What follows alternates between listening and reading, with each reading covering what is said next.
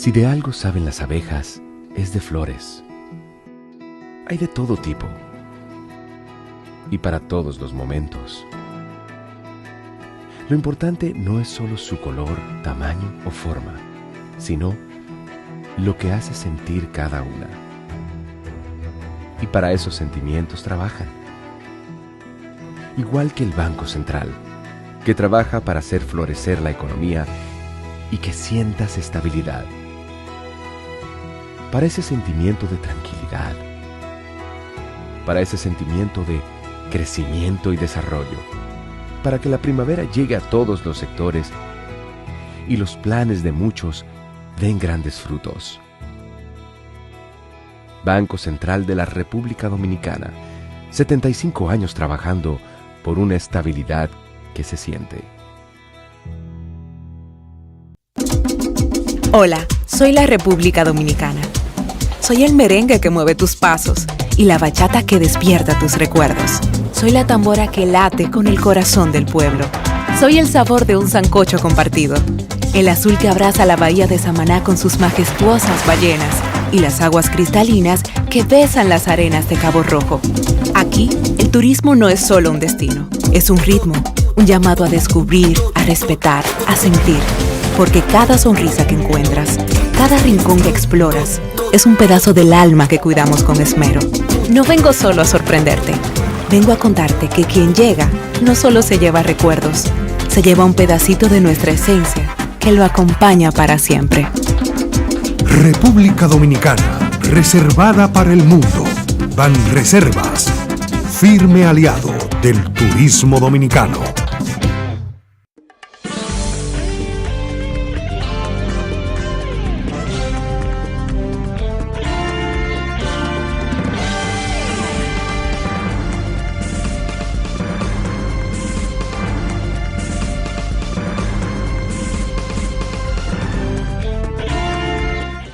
Buenas tardes, amables televidentes. Bienvenidos a su cita diaria, crepuscular y nocturna en Teleimpacto, que es al final de la tarde despidiendo el sol y comenzando la noche. Ponga su caridad en buenas manos.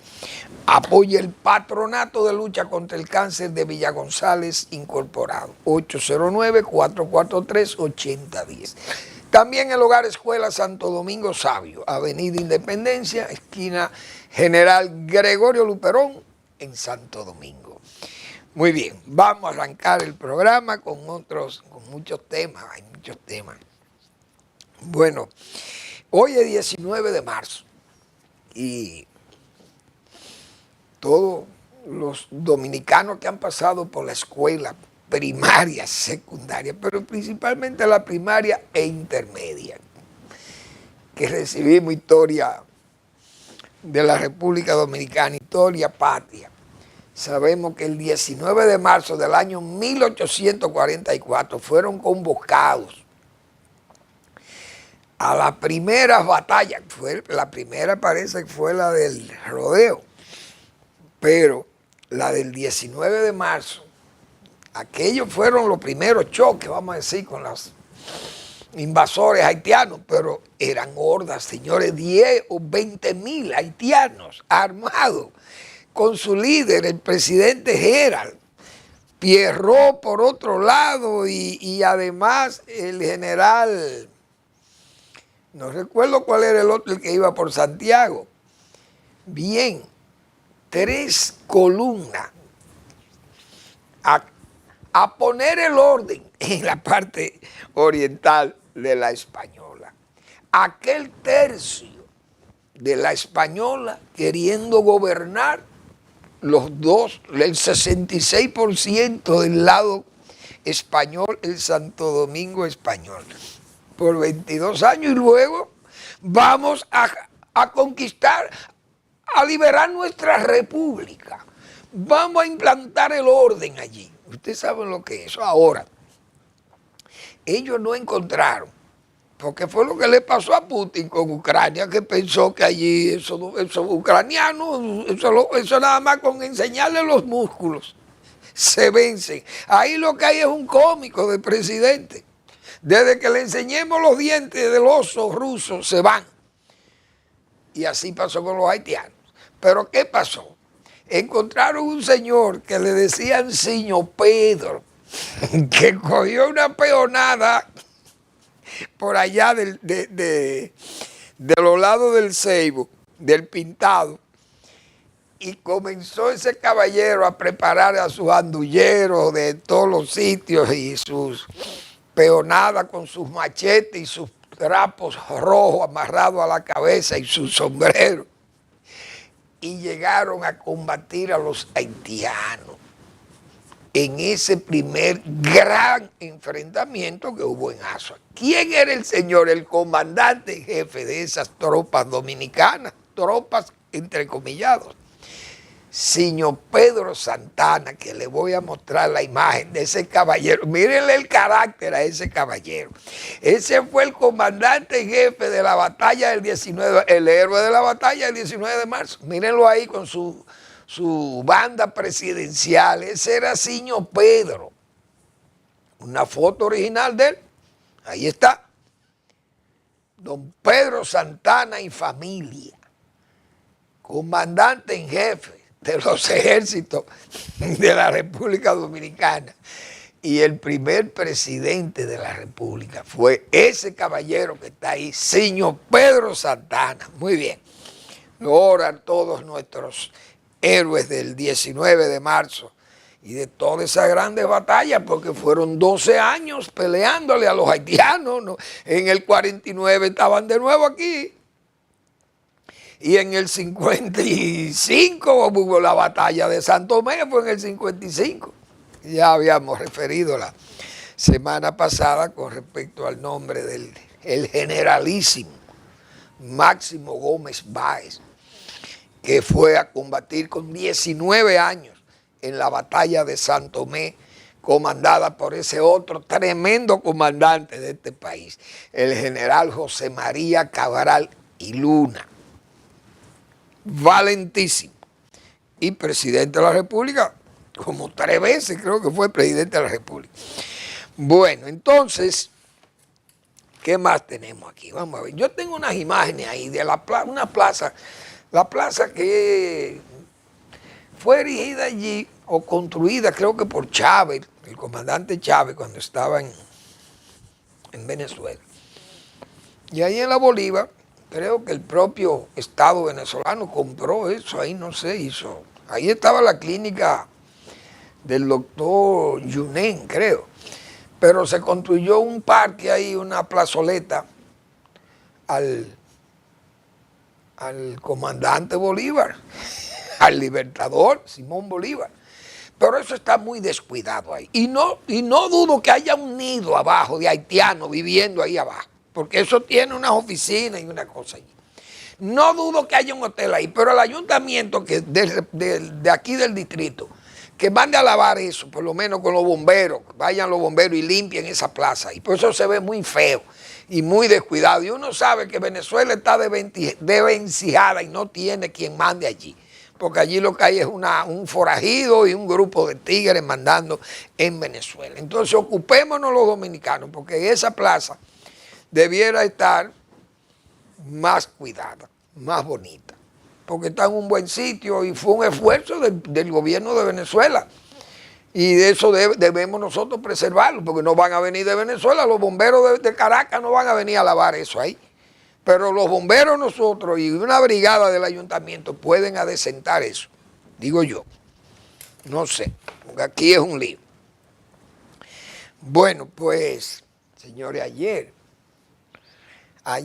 se recordó un hecho muy lamentable y un hecho histórico, porque ha dejado una estela de misterio y de dudas y de insatisfacción en la gente. Fue el asesinato de Orlando Martínez. Entonces, se han tejido tantas cosas sobre ese asesinato que tiene uno que hablar de ese caso, porque es un caso, repito, que se ha quedado como un área misteriosa, un área intocable, como es el área 51 de los Estados Unidos. pero eso pasa con crímenes de Estado, como se dice. Entonces ese fue catalogado como un crimen de Estado, con una diferencia, que el jefe del Estado fue el que investigó el caso. El que mandó a investigar el caso fue el jefe del Estado. Si Balaguer no ordena que se investigara ese caso hasta las últimas consecuencias, que él era ya el responsable final, en el sentido de que se guardó una información valiosa, pero así ha pasado en la historia, porque hoy vemos el caso de John F. Kennedy, que por cierto, después de aquel histrionismo y de todas aquellas manifestaciones como de meterle miedo a alguien, el presidente Trump dijo, bueno, vamos a publicar todos estos documentos del asesinato, del magnicidio del presidente Kennedy. Lo que han salido, de 80,000 documentos anunciados, han salido 1,200 documentos. Y no dicen nada que no sea lo que se sabe. Entonces se ha hecho muchísima bulla, pero no se sabe exactamente. Se ha dicho muchísimas cosas, una conspiración, pero bueno. El hecho fue investigado y están los documentos ahí, el caso de Kennedy. En el caso dominicano, todo el mundo sabe, porque hubo colaboración por parte de Balaguer para que se conociera el caso. Porque si Balaguer no ordena a Neyni Barceja que le investigara ese caso y por el cual renunciaron los militares, porque Neyni Barceja fue el asesinato de Orlando fue 18, bueno, ayer fue 18, o el 17 o el 18, 17 de marzo. Fue el asesinato de Orlando Martínez. 17 de marzo del 75. Balaguer nombró al general Nivar en la policía el día 7 de mayo del 75. Es decir, prácticamente estamos hablando de 20 y pico de días del asesinato. Eso creó una crisis porque el sector militar que se involucró en la muerte de ese señor, de Orlando, sabía que esa designación de Neyni Bar era para que se supiera quiénes fueron los que mandaron a matar al señor Orlando Martínez. Y eso no era posible porque Balaguer tomó la decisión de nombrar a Nivar ahí. Y el día 9, 2 días después de nombrar a Nivar en la policía, los generales fueron y presentaron su renuncia. General Pérez, el jefe de la Marina, Logroño, creo que era que se llamaba, Ramón Emilio Jiménez, y el señor Lluvera Montaz, Chinino Lluvera Montaz, todo ese generalato. Y ellos pensaban que Balaguer se iba a meter en miedo y que eso iba a devolver, a echar para atrás la decisión de nombrar a Aníbal.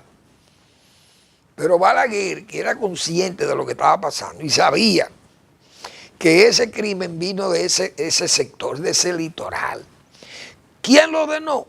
Eso es otra cosa. Balaguer tiene que saber quién ordenó ese, o lo supo.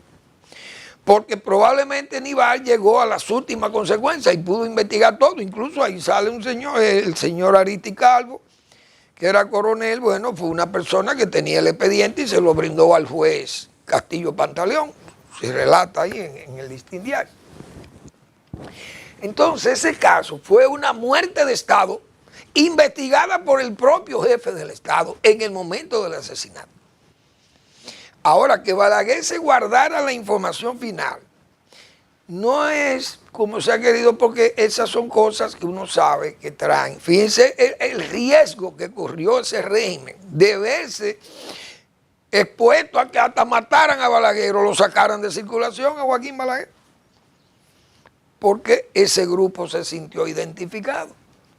Y la prueba fue que todos los que estaban involucrados en la muerte, en el accionar de matar a Orlando, fueron detenidos, enjuiciados y apresados. Y hoy muertos todos, creo que murieron en la cárcel, o otros cumplieron su condena.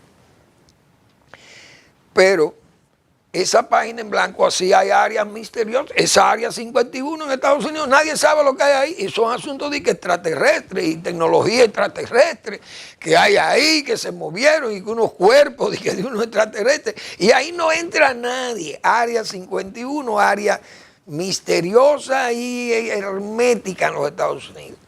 La muerte de Luther King, no se sabe si hubo una conspiración también. ¿Quiénes estaban detrás? ¿Quién mató a Kennedy? Todavía fíjense que se anda. Eso son páginas en blanco. Aquí hubo otra página en blanco que yo siempre he dicho, que fue, no toque esa tecla. Eso es otra página en blanco. Porque ¿qué fue lo que Balaguer le quiso decir al señor Bogar con ese asunto? Fernando Álvarez Bogar. ¿Qué le dejó dicho? No toque esa tecla, que este hunde. Imagínense esa admonición tan severa de Joaquín Balaguer.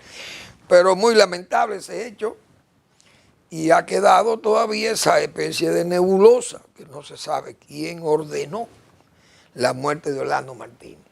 Pero si fueron esas componendas militares o esos choques militares de esos grupos de militares, estaba él con alguno de los dos grupos o estaba en otra cosa y esos grupos violentos se prestaban para eso, atendiendo órdenes de otro lado, porque se ve, ese fue un hecho que comprobó que habían fuerzas incontrolables. Decía Balaguer, hay fuerzas incontrolables, porque esas fuerzas que manejaron ese caso, se ve que lo hicieron creyendo que Balaguer se iba a quedar callado. Pero ese hecho se investigó porque Balaguer no se quedó callado. Y al designar a Aníbal fue para que él investigara el caso y quiénes eran los que estaban involucrados en eso. Que en paz descanse Orlando Martínez. Pero esa es la realidad. Tal vez Balaguer anunció que de 20 años después de mi muerte se va a anunciar quién será, pero Balaguer parece que dijo eso como para ablandar a la gente. Parece que porque pasaron los 20 años y no se supo más nada. Y no se dijo lo que él, o por lo menos dejó entrever que sabía. Bien, vamos a seguir con el programa. Bueno, a veces se puede pensar que uno peca de lisonjero aquí cuando habla, por ejemplo, de instituciones como el Banco Central, que yo he dicho, aquí hay que distinguir los funcionarios y las instituciones del gobierno que están haciendo el trabajo. Pero después de este gobierno, las únicas instituciones que están haciendo su trabajo, que yo lo he dicho aquí, y no soy lisonjero, porque se puede pensar que uno peca de lisonjero por lo del Banco Central o el Banco de Reserva, pero todo el mundo sabe el trabajo que se ha hecho ahí, en esas dos instituciones, pero la superintendencia de bancos no tiene anuncio aquí y ahí se ha hecho el trabajo también. Aduanas ha hecho su trabajo, los recaudadores están muy bien. Usted va también a la Dirección de Impuestos Internos, no hay quejas. El trabajo se está haciendo y está bien, no tienen anuncio aquí. Yo no tengo por qué negar el trabajo que han hecho. Entonces uno no es lisonjero. ¿Y por qué yo digo que no actuamos en forma lisonjera? Por esta opinión de Aníbal de Castro que yo me voy a permitir leer hoy. Algo bueno que aplaudir. Criticamos con frecuencia las malas prácticas en el sector público y nos sobra razón. La burocracia excesiva, la renuencia a informar con presteza y propiedad atropellan la necesaria transparencia y eficiencia afín a la democracia y a la fortaleza institucional. El clientelismo se antepone a la modernidad y Bolívar dice, se termina arando en el mar. Dice, será, dice, Bolívar dice, y Bolívar dijo, será, se termina arando en el mar. Excepciones las hay. Afortunadamente, el Banco Central de la República Dominicana se ha consolidado como pieza clave en el desarrollo económico y social del país. Su desempeño trasciende el ámbito de la política monetaria y financiera. Es un referente de buenas prácticas en la administración pública. Mediante concurso de ensayo y un exitoso programa editorial, incentiva la creatividad literaria y el desarrollo intelectual, al tiempo que refuerza el pensamiento crítico y el análisis reflexivo en torno a la economía nacional e internacional. En estos tiempos de sequía cerebral y de culto a la banalidad, esta faceta cultural del Banco Central surte un efecto saludable en la sociedad y despierta fuerzas dormidas. Periódicamente informa con precisión sobre los principales índices de nuestra economía. Lo hacen informes elaborados con rigurosidad técnica, pero con lenguaje sencillo. Hasta los profanos podemos entender las complejidades de las cuentas nacionales, los flujos monetarios, el nivel de los precios y el comportamiento de las remesas y la balanza comercial, por ejemplo. Es la institución pública que con mayor prontitud responde a las preguntas e inquietudes de este medio, es decir, de su medio, del Diario Libre.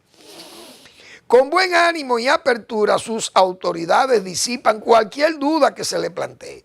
Reconocer la eficiencia del Banco Central implica valorar su gestión técnica, pero también su contribución a la construcción de un Estado moderno, eficiente y al servicio del interés público. Esa es una opinión muy justa. Y como decíamos aquí, la senda de los justos es como la luz del alba, que va esclareciéndose cuando se hace el día pleno o a pleno día. Así es la senda de los justos. Hay que ser justo, diciendo la verdad. Por eso yo muchas veces aquí hago esas ponderaciones y se pueden interpretar como lisonjeras. Sin embargo, ahí está la respuesta en un editorial de ese periódico, Diario Libre, que no tiene que ser señalado como una pluma de alquiler. Vamos a la pausa.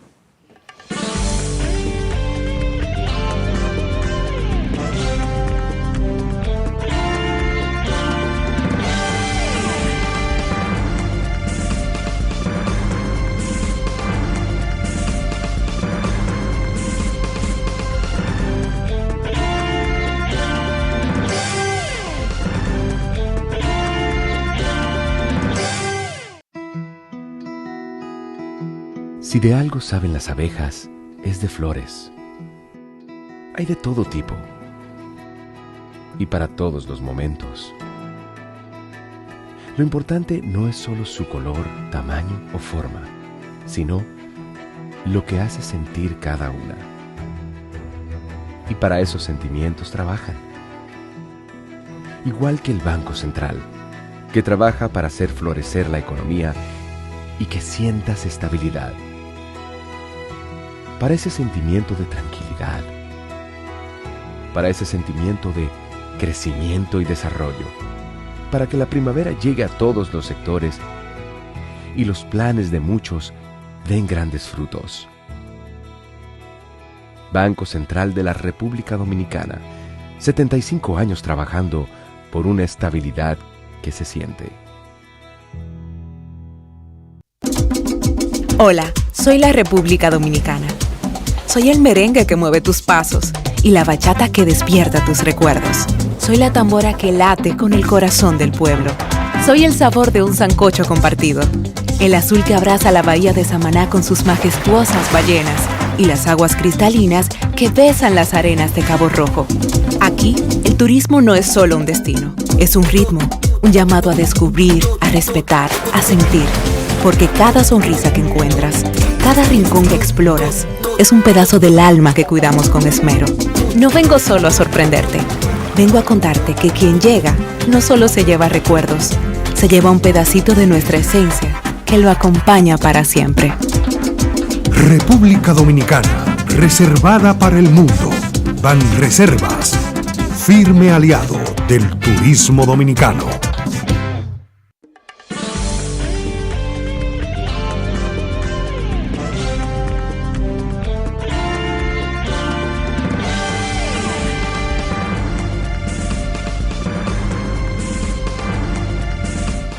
Esos proverbios de Salomón son tremendos. Ese es el 4:18 de Salomón, la senda de los justos. Por eso es que...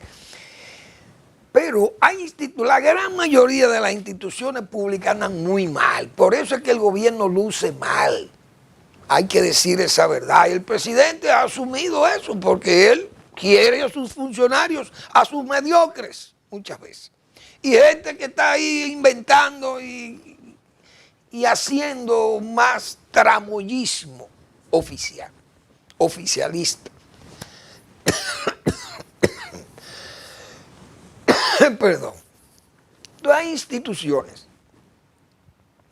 que no se ve el efecto, actúan, como yo he dicho muchas veces aquí, por impulso. Es decir, los periódicos dicen, mire, hay 30 homicidios en la policía. Entonces, los periódicos tienen que dar estas cifras macábricas. 375 muertos por accidentes de tránsito. Ahí aparece la autoridad, el Ministerio de Interior y Policía, y salen inmediatamente con planes y programas y acciones para tomar las medidas y evitar esas muertes. La policía recibiendo clases, recibiendo educación y no aprende. Son inteligentes pero no entienden, decía Ulises Herón. 30 homicidios que no se contabilizan entre los actos de violencia porque son homicidios legales, lo de la policía. Asesinaron a un muchacho ahí, una vergüenza. Entonces, se anuncian medidas inmediatamente. Hay que corregir a la policía y un coronel, cancelen y pongan por allí, quítenlo de aquí. Los muertos por accidente tienen los periódicos que destacar las cifras macábricas para que haya un meneo, como se dice, un movimiento.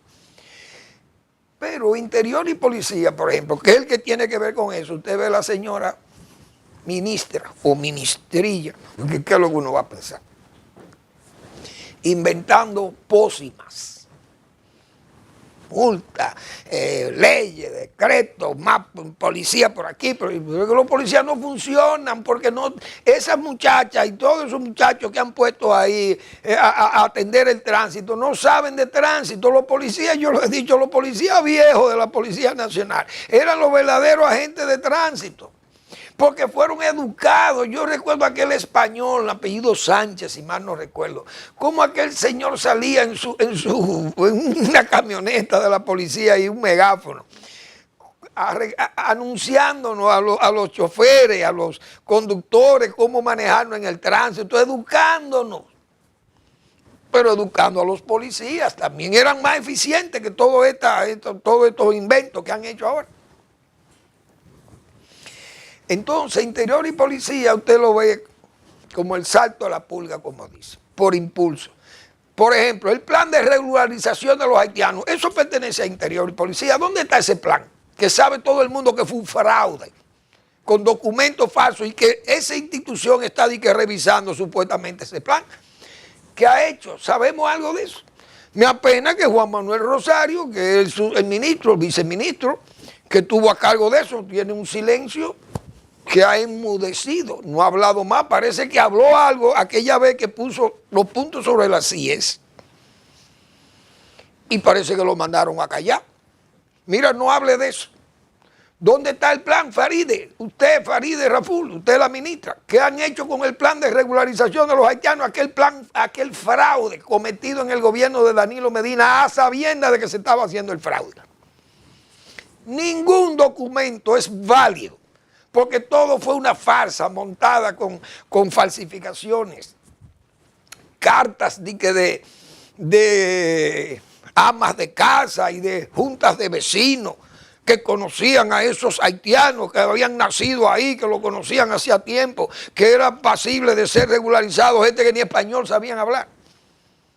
Toda aquella falsedad, y ahí no hay de aquellos 120 o 200,000 que se registraron allí, que ustedes recuerdan aquellas filas enormes frente a las gobernaciones, Interior y Policía manejando el señor creo, no me acuerdo, Fadul, no le hacía caso a nadie, todo estaba muy bien, y el gobierno de Danilo Medina, un gobierno vendido.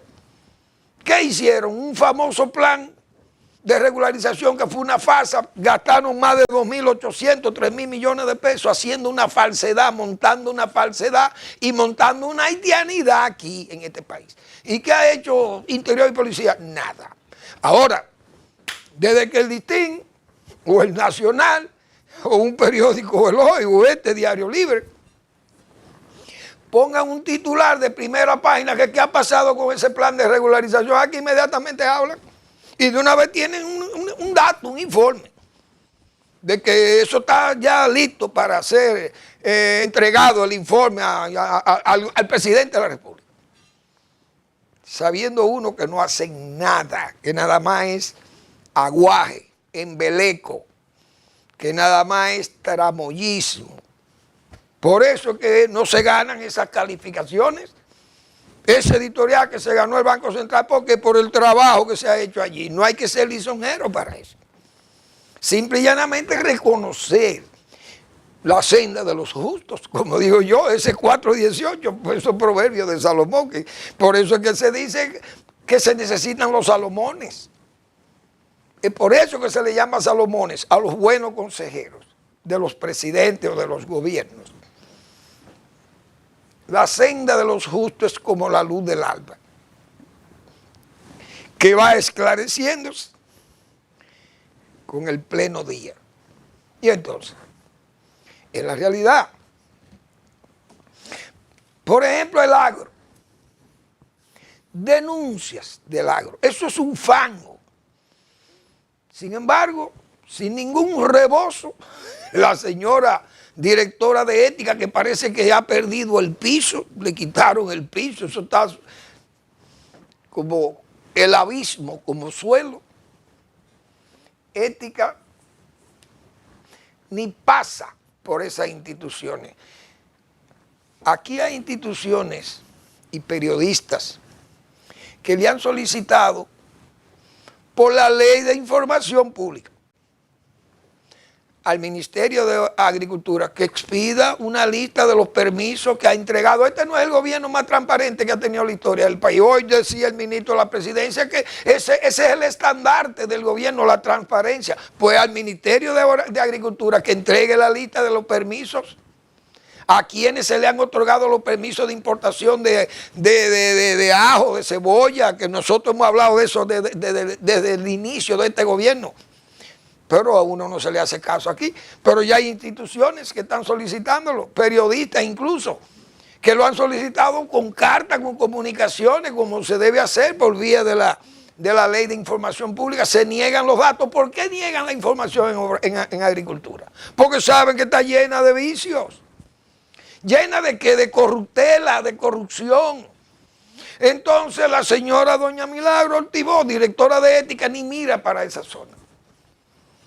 Repito, que sin ningún rebozo te dice, mira, esos son errores subsanables. Y los oyentes, sus fieles oyentes de eso, lo oyen embelesados. Sienten ellos ese, diríamos, hasta sonriente, con cierta sonrisa de embelesados. Aplauden. O de, no sé, de agradecidos será, Dios mío, o de complacidos. Nadie puede conocer lo que ha pasado en el Ministerio de Agricultura, porque eso, dijimos aquí, esos permisos se sacaron de la Junta Agroempresarial, que no debieron salir. Nunca nosotros dijimos aquí que era lo que había que hacer, que en la bolsa agropecuaria se le pusiera un tope a las pujas, a las subastas de esos permisos, para que no se elevaran los costos de los permisos y se elevara el costo del producto, y al mismo tiempo se beneficiaran los participantes, los puntos de bolsa, la bolsa misma y un grupo de avivatos que se agregan a esos puntos de bolsa, y salieron millonarios con las subastas. Y aquí nos pasamos años regateándole al señor Omar Benítez que le pusiera coto a eso. No se hizo. Allá en la bolsa agropecuaria no se hizo nada. Se dejó. Esos son los comerciantes que están pujando en la subasta y ellos suben esas pujas y suben un quintal de ajo a 10.500 pesos la licencia de un quintal de ajo. Pero esos 10.500 pesos por quintal, ¿a qué se le cargaba? A la libra de ajo. Entonces se vendía una libra de ajo en 300 pesos en el mercado. Cuando venía de China, 30 pesos puesto aquí libre a bordo. O libre a bordo no, FOB. En muelle ya aquí. 30 pesos una libra de ajo y se vendía a 300 pesos. ¿Por qué? Porque se subastaba en forma antojadiza, tolerada, para que ganaran mucho los puntos de bolsa, ganaran mucho los que manejaban eso, y los políticos, y Danilo Medina cogía el dinero de ahí para su visita sorpresa, esquilmando, expoliando al pueblo dominicano sobre la base de aumentar los costos de los permisos de la licencia de importación. Y eso decíamos, póngale un tope, que el propio decreto que creó Danilo Medina decía que había que darle 300 pesos a un quintal de ajo, no podía pasar de 300. Pero ellos mismos violaron y lo mandaron a violar el decreto. Entonces estas autoridades que vinieron con todo su estandarte de transparencia, ¿qué hicieron? Se llevaron los productos a manejarlos con la discrecionalidad del Ministerio de Agricultura, y eso fue para hacer más millonario a un grupo de avivatos ahí, que hoy no se atreven a publicar la lista de los permisos expedidos, ni a nombre de quién lo han dado. ¿Por qué? Porque saben que ahí hay una trampa, que están llenos de dinero sus bolsillos, producto de la corrupción. Pero el presidente Abinader, he dicho yo aquí, no tiene jurisdicción en ese sector del agro, no manda ahí. Ahí parece que manda otra fuerza mayor que la del presidente de la República, que eso es mucho decir. Oh, Dios mío. Nadie puede saber lo que ha pasado con la expedición de esos permisos de importación de los productos del agro que están en la OMC o en la rectificación técnica. Porque los productos que vienen por el DERECAFTA se entregan las cuotas, pero ya se han desmontado la mayoría de los aranceles. Entonces tienen que importar libremente. Excepto el caso de la roca, el presidente emitió un decreto ahí, creando una especie de salvaguarda especial agrícola, sin fecha de cierre, porque no dice la fecha de cierre. Es decir, que la pretensa transparencia no existe, pero no le exige tampoco la dirección de ética, no lo exige. ¿Por qué? Repito, porque ve que ahí no hay problema, eso es una jurisdicción aparte del gobierno, quienes manejan eso son gente muy seria. Pero ¿qué es lo que ha perdido entonces? ¿Qué pierde? La confianza, la credibilidad de la dirección de ética se pierde. Por ese comportamiento de que son errores subsanables. Qué pena. Así que andamos. Ahora, si lo publica un periódico de circulación nacional en primera página, inmediatamente hay respuesta. Y salen no solo respuestas, diciendo que se ha hecho y las soluciones que se le ha dado a eso, favorables a todos, al pueblo dominicano. Siempre aparece. Bueno, entonces, yo sigo con la minería. Yo vi una nota por aquí que me llamó la atención. Y es que el Ministerio de Minas, de Energía y Minas, ¿dónde fue que yo leí eso? Por ahí vi que el Ministerio de Energía y Minas puso unas bombillas en Cotuí, en Sánchez Ramírez, iluminó, no sé si algunas carreteras o algunas calles. Y yo pensando, señores, y eso Oigan, 50 años extrayendo oro, la riqueza de Sánchez Ramírez. Y se celebra como noticia que al municipio cabecera de Cotuí, en la provincia, se instalaron luminarias, no sé cómo, luminarias, bombillas. Por eso es que yo digo, señores, hay que explotar nuestra riqueza agrícola.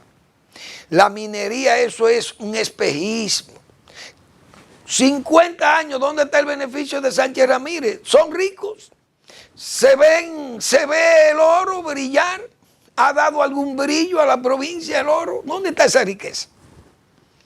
La riqueza de Cotuí es el arroz que se ha producido ahí cuando Trujillo ordenó al ingeniero Alejandro Luna Pereira, un ingeniero de verdad de este país que en paz descanse. Mire, Alejo, vamos a construir el canal Yuna. Usted me va a construir ese canal allá y la obra de toma de ese canal allá en Los Corozos. Y vamos a hacer ese canal para irrigar toda esa tierra que se irrigan hoy desde el Pozo, Los Corozos y que pasa por la Guarana y le da la mata de Cotuí, Angelina y le da la vuelta a la provincia. Yo quiero que usted me construya ese canal para levantarle la riqueza a Sánchez Ramírez. ¿Y cuál fue la riqueza de Sánchez Ramírez? ¿Esa o el oro? ¿Cuál ha dejado más riqueza a Sánchez Ramírez? ¿La riqueza agrícola o la riqueza minera? Vamos a una breve pausa y seguimos con el tema.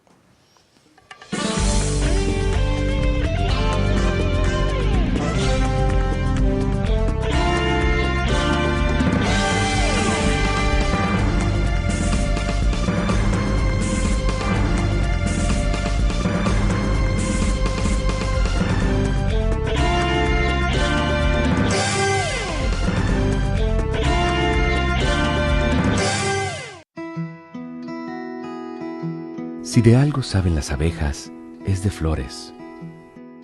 Hay de todo tipo y para todos los momentos.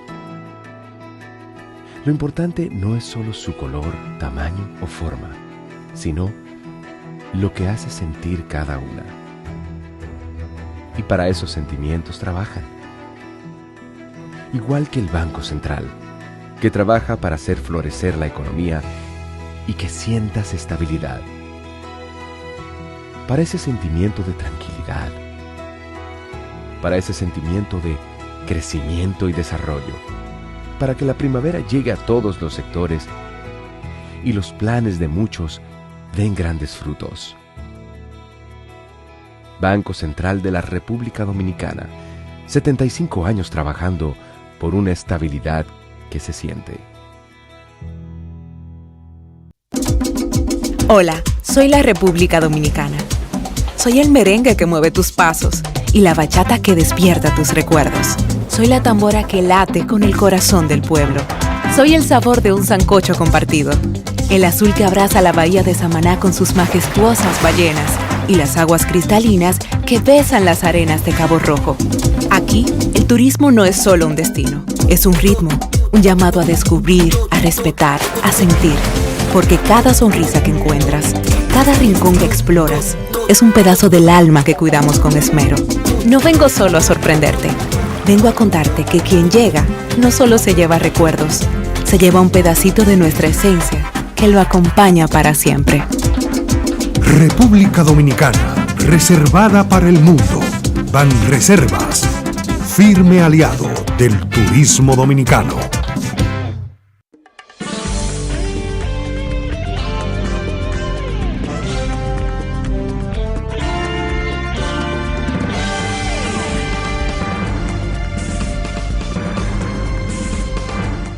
Bien, vamos a recordarle que hoy es miércoles, que el doctor Marino Vinicio Castillo publica su blog La Pregunta. En esta semana, 2 cartas de lo que pudo vivir. 2 cartas de lo que pude vivir. Ay, Dios mío, esas experiencias de Marino Vinicio Castillo son lecturas pedagógicas. producto de su recto juicio de razón y de palabra. Muy bien. Y este comentario va para ese querido amigo, el doctor Marino Vinicio Castillo, sobre ese efecto de la minería y el efecto de la agricultura. Él, que es un agricultor, abogado agricultor, pero un agrarista también. Y un hombre que tuvo una participación estelar en ese desbancamiento del caciquismo rural en este país. Joaquín Balaguer y él como uno de sus artífices de ese programa agrario nacional. Entonces, él conoce lo que yo estoy diciendo. Ese canal Yuna, hecho por Trujillo, mandado a hacer por Trujillo y construido por Alejandro Luna Pereira, el ingeniero Alejandro Luna Pereira, que en paz descanse, repito, Alejo, que desarrolló toda esa área ahí. Esa es la riqueza de Cotuí y no esa riqueza que miren que es lo que deja. Miren dónde está Barrigol. Yo les voy a mostrar, como siempre lo he hecho, miren el yagal que dejan esas minerías. Esa minera, el oro, ese oro que hace brillar, pero no todo lo que brilla es oro. Miren las instalaciones, miren cómo se ven nuestras lomas. ¿Ustedes creen que las lomas debieran verse así? ¿Y cuál es la riqueza que le deja a Sánchez Ramírez? La que le deja a Sánchez Ramírez son esos arrozales que hay ahí en toda esa franja. O miren a San Juan de la Maguana, sus lomas. Y las de Elías Piña, la de Comendador, esas son las lomas. Pero ¿cuáles son miren los cultivos de San Juan? Se ven igual que si fuera la minería. Como hay plumas y voces de alquiler en este país, abogando por esa minería. Miren lo que yo defiendo. Y Marino Vinicio Castillo, es a él que yo le estoy dedicando este comentario. Porque sé que él valora la tierra, esa tierra productiva nuestra, que de eso es que tiene que estar sembrado. De eso es que tienen que ocuparse los gobiernos. Y que no me aleguen que no hay cuarto para desarrollar la agricultura en este país, porque este país debe 75.000 millones de dólares, tomados por los presidentes de este gobierno y los anteriores. Entonces, que no me aleguen que no hay dinero para desarrollar la agricultura, que lo que necesita es mucha tecnología, mucha transferencia tecnológica, mucho financiamiento, buen seguro agrícola y buena capacitación y atención, y además darle servicios fitosanitarios. Miren cómo andan las enfermedades, acabando con los cerdos en la frontera y en la región del Cibao Central. Eso es lo que nosotros tenemos que cuidar y desarrollar nuestra agricultura, porque este país no es minero, aunque tenga riqueza minera. Nuestra riqueza es la agrícola, esa es la que tenemos que desarrollar, pero no quieren hacerlo. Vamos a meterle dinero ahí. O esa loma de Elías Piña o esos terrenos de San Juan se ven más feos que estos. Lo de esos. ¿Cuál usted prefiere? Usted, dominicano consciente, ¿cuál usted prefiere? ¿Esas condiciones de nuestras lomas o las condiciones de nuestras lomas sembradas de aguacates para exportar a los Estados Unidos y a México y a quien quiera comprarle a la Europa? Miren las habichuelas de San Juan, miren los aguacates de San Juan y de Elías Piña. En la